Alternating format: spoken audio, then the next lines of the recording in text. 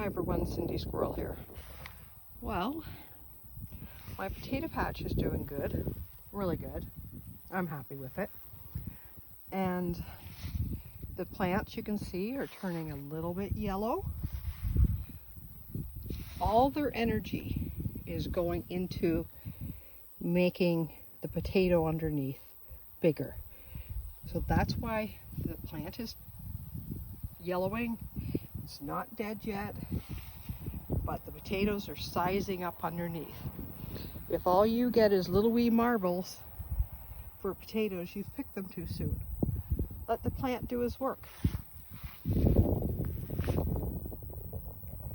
And I've had to hill them up again because I seen a couple were poking out, and hopefully they haven't got sunburnt yet.